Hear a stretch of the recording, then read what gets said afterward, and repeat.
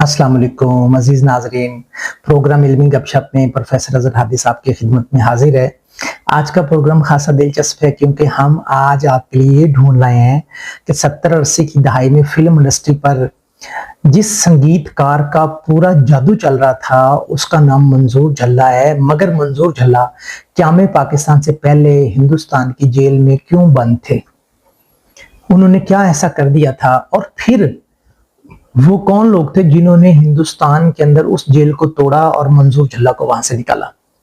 नाजरीन, इसके अलावा हम आपको ये भी बताएंगे कि क़याम पाकिस्तान के बाद उनके गीत कैसे मशहूर हुए।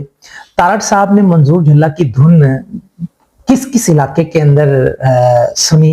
इसके अलावा हम आपको ये भी बताएंगे कि बरसगीर पाक व हिंद की मशहूर गुलकारा किसका लिखा हुआ गीत गा के अमर हो गई।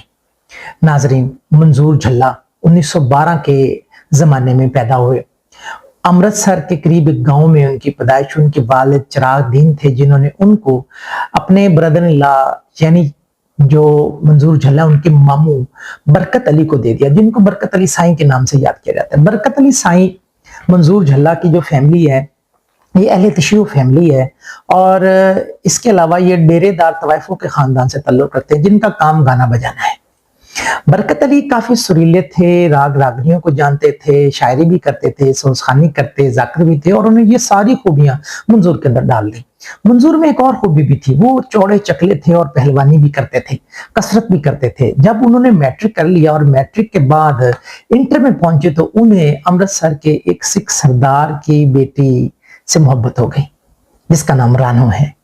अब रानो से जब इश्क हो गया तो सिख सरदारों को बहुत गुस्सा लगा कि ये कौन होते हैं जो मुसलमान हैं और फिर हैं भी डेरेदार और फिर किस तरह करके ये हमारी बेटी को मोहब्बत का पैगाम संदेशा दे सकते हैं। उन्हें शदीद गुस्सा था।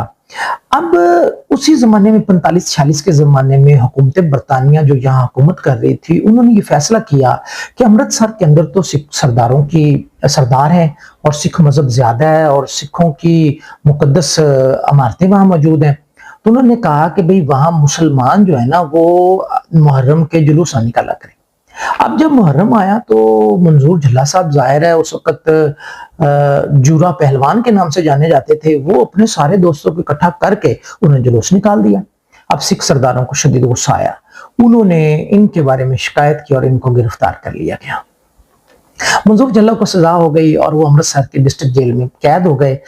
वक्त गुजरता गया और 1947 की जनवरी फरवरी का जमाना आ गया। पूरे पंजाब के अंदर जो एहतजाज है, जो फसादात हैं वो फूट पड़े। हत्ता कि मंजूर झल्ला के दोस्तों ने इकट्ठे होके एक बलवा बनाया और जेल पर धावा बोलते जेल तोड़ दी और वहां से मंजूर झल्ले को निकाल लिया।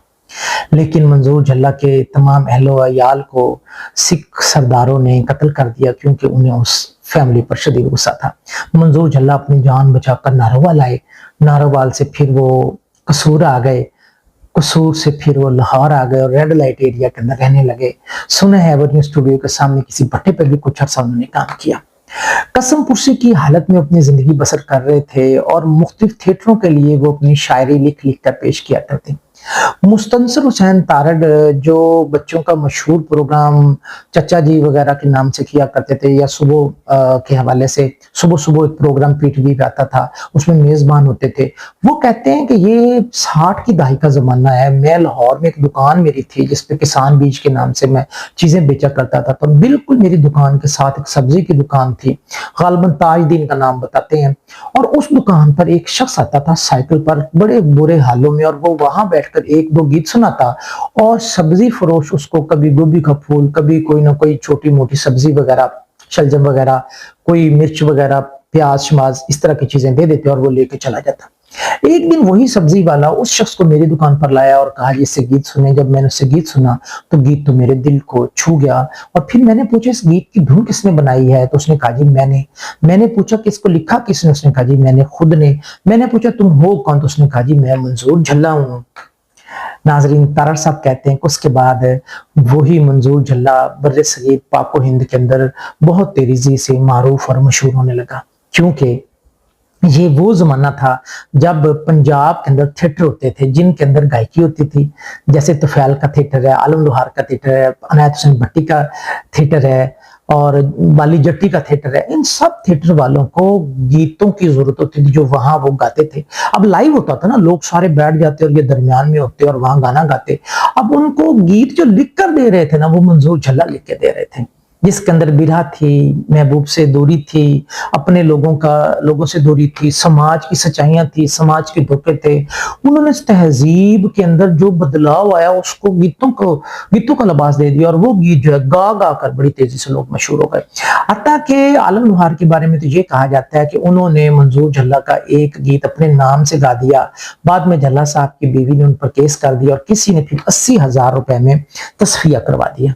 मंजूर झल्ला के गाए हुए गीत सिर्फ पंजाब में नहीं रहे, हिंदुस्तान में भी चले गए। लता मंगेशकर ने भी उनके कुछ गीतों को गाया है। इसी तरह रफी साहब ने भी उसकी कहीं ना कहीं कोई नकल की है और मेहदी हसन साहब ने भी उनके गीतों को गाया। मलका तरन्नुम नूर जहां ने गाया। हत्ता के एक वाकया सुनिए, कराची से एक शख्स जो है रेडियो पाकिस्तान और पाकिस्तान टेलीविजन के लिए वो फिरते हैं और लाल शहबाज कलंदर पर वो आ गए।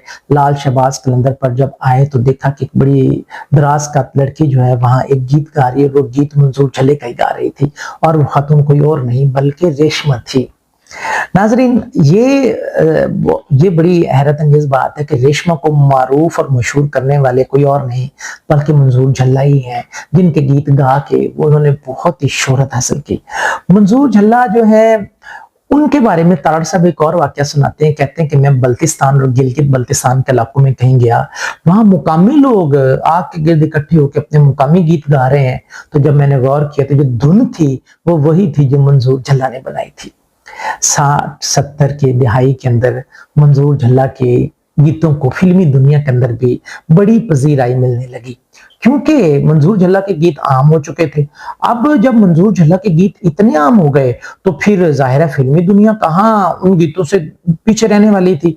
अब उस जमाने के अंदर जो उनके जो ज्यादा मारूफ गीत हुए, एक देखिएगा, हाय ओ रब्बा नहीं हो लगदा दिल मेरा, सजना दे बाज होया अनेरा। एक और देखिए, ना दिल देंदी बेदर्दी नू ना कूंज वांगो कुरलांदी। एक और देखिए, किते नैन ना जोड़ी तेनू वास्ता खुदा दा। एक और देखिए, वे मैं चोरी चोरी तेरे नाल लाइयां अखियां। अब ये तो पता ही है आपको कि रेशमा इस गाने से बड़ी मशहूर हो गई।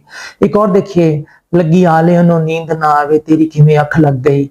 अब ये वो गीत थे जो फिल्मी दुनिया में भी गाए गए और आमतौर पर मशहूर भी हो गए। बहरहाल नाजरीन, हमने आज आपको ये बताया कि जेल में वो कैसे गए, जेल से कैसे छूटे, रेशमा, नूरजहां और बाकी फिल्मी दुनिया के अंदर कैसे कामयाबी मिली।